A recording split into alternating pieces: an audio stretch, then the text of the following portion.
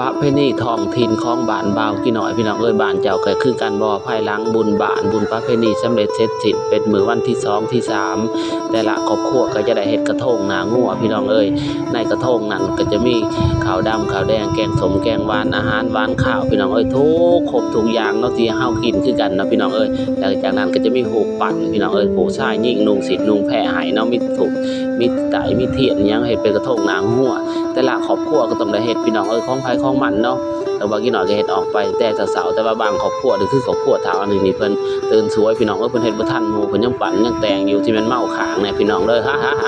ๆๆเอาก็ว่ากันไปเนาะพี่น้องเนาะเอา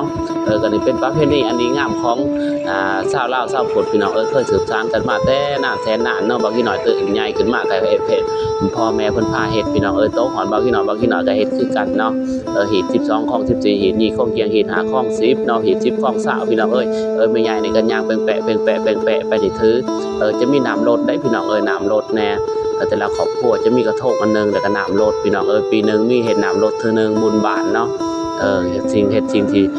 เสียเคราะห์เสียเข็นสิ่งที่บ่ดีบ่งามปัดเป่าพี่น้องออกไปสู่วัดพุ่นใดเอาไปให้พระอาจารย์เพิ่นโสดให้เนาะแต่ละครอบครัวเพิ่นหิวน้ำโฮดน้ำหอมพี่น้องอันนี้วัดบ้านบางกี่น้อยเด้อพี่น้อง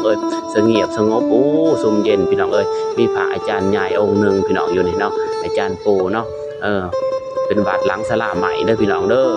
นี่วัดบ้านบางกี่น้อยเด้อ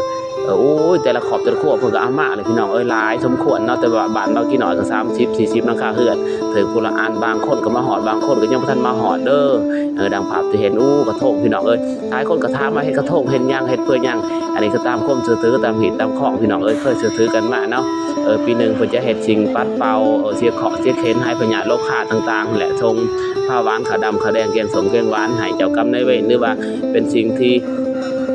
เฮ็ดให้มันสิ่งที่ปัดเป่าอันบริบูรณ์งามไปแหละพี่น้องทรง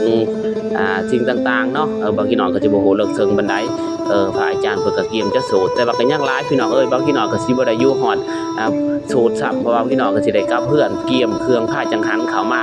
วัดมาไหว้อีกเทื่อนึงเนาะพี่น้องเนาะเอาคลิปนี้ก็มีเท่านี้เด้อพี่น้องเด้อเรือนเข้ามาก็อย่าลืมทักทายสบายดีส่งกำลังแห่งใจให้กดไลค์กดแชร์กดติดตามบางพี่น้อยบ้านนาพาเพิ่นในเด้อพี่น้องเด้อเจอกันบางพี่น้อยในคลิปหน้าสบายดี